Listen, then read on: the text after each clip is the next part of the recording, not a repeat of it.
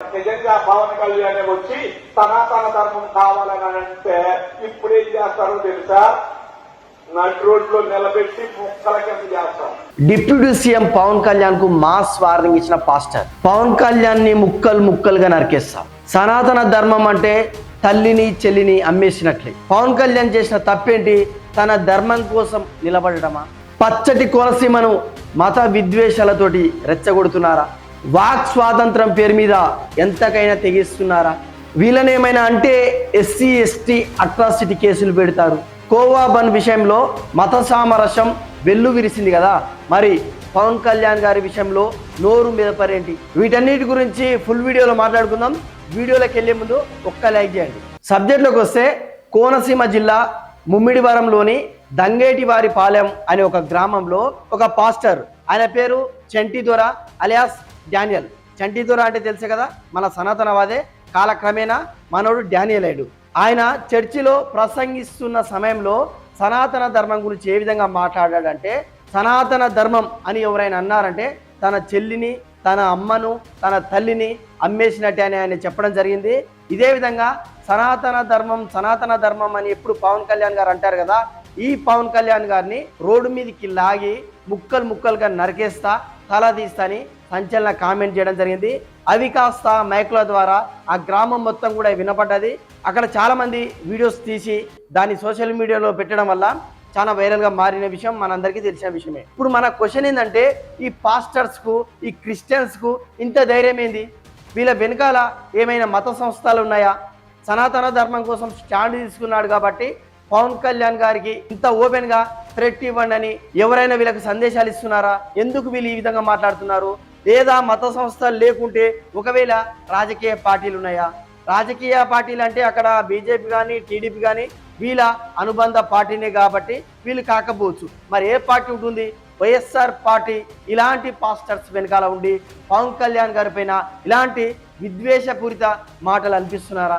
ఏం జరుగుతుంది? ఇదే విషయం గురించి గతంలో కోనసీమ జిల్లాలో పర్యటించేటప్పుడు పవన్ కళ్యాణ్ గారు ఒక సూచన చెప్పారు. మరి ఆయనకి ఏమైనా ఇంటెలిజెన్స్ రిపోర్ట్ ఉందో లేదో మనకు తెలియదు, కానీ ఆయన ముందే చెప్పారు, ఈ జిల్లాలో మత విద్వేషాలు రెచ్చగొట్టేలా కొంతమంది వచ్చి ఉపన్యాసాలు ఇస్తారు, జాగ్రత్త ఉండండి.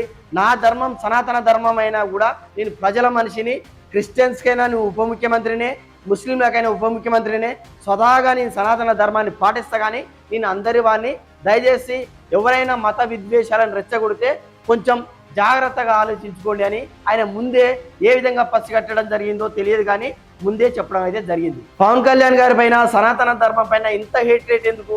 గతంలో మనం చూసాం, వైఎస్ జగన్ పీరియడ్లో కానీ వైఎస్ రాజశేఖర రెడ్డి పీరియడ్లో చాలా మత మార్పిడి జరిగినాయి. ఇది అఫీషియల్. చాలా మంది హిందువులు క్రిస్టియన్ గా మార్పిడి చెందిన విషయం ఇది అందరికీ తెలిసిన విషయమే, ఇది అఫీషియల్ కూడా.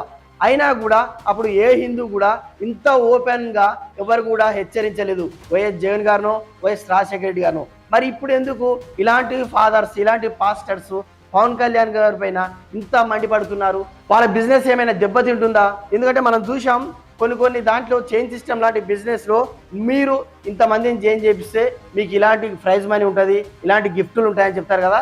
సేమ్ అదేవిధంగా కొన్ని జిల్లాల్లో, ఆంధ్రలోని మీరు ఇంతమందిని మత మార్పిడి చేస్తే మీకు బైక్ ఇస్తాం, మీకు ఇంత ప్రైజ్ మనీ ఇస్తామని వాళ్ళు ఓపెన్గా చెప్పడం జరిగింది. ఇప్పుడు పవన్ కళ్యాణ్ గారు వచ్చి పదే సనాతన ధర్మం యొక్క గొప్పతనం చెప్తుంటే వీళ్ళ పప్పులు ఉడకట్లేదా? వీళ్ళ బిజినెస్ కావట్లేదా? చేత కాకుండా ఏదో ఈజీగా 4 మాటలు చెప్పి సంపాదించే పాస్టర్లకు పవన్ కళ్యాణ్ గారు కొరకరాన్ని కొయ్యయ్యాడా? లేదా వైఎస్ జగన్మోహన్ రెడ్డి, వైఎస్ఆర్ సిపి ఉందా? తెలియదు, కానీ ఇంత అడ్డగోలిగా వాక్ స్వాతంత్రం పేరు మీద ఈ విధంగా విచ్చలవిడిగా మాట్లాడుతున్నారు. ఇది కరెక్ట్ కాదు.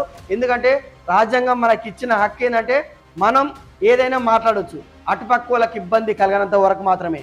నీ ఇష్టం ఉన్నట్టు బాబాసాహెబ్ అంబేద్కర్ నీకు ఒక్కరికే రాజ్యాంగం రాసిండు, నేను దళితులం, మమ్మల్ని ఎవరైనా ఏమైనా అంటే ఎస్సీ ఎస్టీ అట్రాసిటీ కేసులు పెడతాం అని అడ్డగోలుగా మాట్లాడితే తర్వాత పరిణామాలు వేరే ఉంటాయి. ఇంకొక పాస్టర్ అయితే ప్రకాశం జిల్లా ఎవరిది? క్రైస్తవులది. గుంటూరు జిల్లా ఎవరిది? క్రైస్తవుల అని బహిరంగంగా మాట్లాడుతుండు. రాసిచ్చారా? గుంటూరు, ప్రకాశం జిల్లాలో అసలు మనుషులే లేరా? మొత్తం క్రైస్తవులే ఉన్నారా? అంటే హిందువులు, ముస్లింలు, వేరే మతం వాళ్ళు ఎవరు లేరా? గుంటూరు, ప్రకాశం అంటే క్రైస్తవులదా? ఇంత అడ్డగోలుగా, ఇంత ఓపెన్గా వాళ్ళు ఎందుకు ఈ విధంగా మాట్లాడుతున్నారు? ప్రస్తుతాన్ని ఒక యూట్యూబర్ ఉంటాడు, ఎప్పుడు కూడా ఆయన ఈ పాస్టర్స్కు ఈ క్రిస్టియన్స్కు మద్దతుగానే మాట్లాడతాడు. ఆయన కూడా గత వీడియోలో చెప్పడం జరిగింది, ప్రకాశం గుంటూరు క్రైస్తవులదా నేను మనుషులది అనుకున్నానే అని ఆయన కూడా వెటకారంగా మాట్లాడడం జరిగింది. సో మీరు కూడా ఆ ప్రశ్నగాడి లాగా అప్పుడప్పుడు రియలైజ్ అవ్వండి, మనం అందరం మనుషులం, తర్వాతనే మతాలు. అసలు ఏమైందో అర్థం కాలేదు. క్రిస్టియన్ వచ్చి హ్యాపీగా నేను క్రిస్టియన్ అని చెప్పుకోవచ్చు, ముస్లిం వచ్చి హ్యాపీగా నేను ముస్లిం అని చెప్పుకోవచ్చు, హిందూ మాత్రం హిందువును అని చెప్తే మాత్రం మతోన్మాది బత్తాయి, అసలు సనాతన ధర్మం కోసం స్టాండ్ తీసుకుంటుండు, మత విద్వేషాలు రెచ్చగొడుతుండని ఈ విధంగా ప్రచారం ఎందుకు చేస్తున్నారో నాకు అర్థం కావట్లేదు. ఒక యూట్యూబర్ గాడేమో సీతమ్మని తిడతాడు, ఇంకొక యూట్యూబర్ వచ్చేసేమో మోదీని తిడతాడు, ఇంకొకరు వచ్చేమో పవన్ కళ్యాణ్ గారు తిడతాడు. ఏంది ఈ వాక్ స్వాతంత్రం పేరు మీద ఈ అడ్డగోలు మాటలేంది? మీకు భయం భక్తి అనేది లేదు అసలు. మా తెలంగాణ వాళ్ళకైతే ఎంత మత సామరస్యం ఉంటుందంటే, మొన్న కోబన్ విషయంలో ఒలి అని ఒక బ్రదర్ సమ్మక్క సారక్క జాతర దగ్గర ఆయనకు జరిగిన అవమానం గురించి ఇంత చించుకునే హిందువునైనా నేను కూడా ఆయన కండగా నేను వీడియో చేయడం జరిగింది. ఇది కదా మత సామరస్యం అంటే. మరి మా తెలంగాణ వాళ్ళు మత సామరస్యం అని చెప్పుకునే వాళ్ళు ఇప్పుడు పవన్ కళ్యాణ్ గారి పైన ఒక పాస్టర్ ఈ విధంగా అనుచిత వ్యాఖ్యలు చేస్తే ఇది కరెక్ట్ కాదు బ్రదర్. పవన్ కళ్యాణ్ గురించి మీకేమైనా ఇబ్బంది ఉంటే ప్రజాస్వామ్యంగా అడగండి, కానీ ఈ విధంగా తలదీస్తా ముక్కలు చేస్తామంటే ఇది కరెక్ట్ కాదు అని ఎందుకు ఒక్కరు హెచ్చరించలేకపోతున్నారు? ఒకరిద్దరైతే నాకు బాగా సుపరిచితులు, నేను అన్నాన్ని పిలుస్తుంటా. ఎవరికి ఒక ముస్లింకి ఒక క్రిస్టియన్కి అన్యాయం జరిగితే వాళ్ళ స్టేటస్లు పెద్ద గూడ్స్ బండి లాగా పెడతారు. మరి ఎందుకు పవన్ కళ్యాణ్ గారిని ఓపెన్గా తలదీస్తా అంటే కూడా ఎందుకు దాన్ని ఖండించట్లేదు? అంటే హిందువులను సనాతన ధర్మాన్ని కించపరిస్తే మీకు హ్యాపీనా? రాక్షసానందం చెందుతారా మీరు? ఏం జరుగుతుంది అసలు? గతంలో కుల వివక్ష చాలా ఉంటుండే, ఇప్పుడు కూడా అక్కడక్కడ ఉంది. కుల వివక్ష మొత్తం పోయిందని నేను అనను. గతంలో అగ్రవర్ణాలు కుల వివక్ష చూస్తే ఇప్పుడు చాలా మంది ఫేక్ అట్రాసిటీ కోసానికి కుల వివక్ష వీళ్ళు సెల్ఫ్గా చూపించుకుంటున్నారు. మమ్మల్ని ఆ కులం అన్నాడు, మమ్మల్ని ఈ కులం అన్నాడని వీళ్ళే స్వతహాగా కుల వివక్ష చూపించుకుంటున్నారు. పదే ఈ కుల వివక్ష అనే పేరు బడుగు బలహీన వర్గాలే తరచుగా తీస్తున్నారు, తరచుగా అంబేద్కర్ పేరు వాడుతున్నారు, తరచుగా ఈ అట్రాసిటీ ఈ కుల వివక్ష కార్డు యూజ్ చేస్తున్నారు తప్ప అగ్రవర్ణాలు యూజ్ చేసేది చాలా తక్కువైంది. మీరు కావాలంటే గమనించండి. ఇంకా చెప్పాలంటే ఓపెన్గా according to statistics 40% fake SC ST atrocity కేసులు జరుగుతున్నాయట దేశంలో. ఒకసారి ఆలోచించుకోండి. ఆత్మగౌరవంతో బతుకుదాం, ఎప్పుడు ఈ అలసుగా వద్దు. దయచేసి ఈ వీడియో చూస్తున్న వ్యూవర్స్ అందరూ కూడా ఒకసారి మీరేమనుకుంటారో కామెంట్ చేయండి.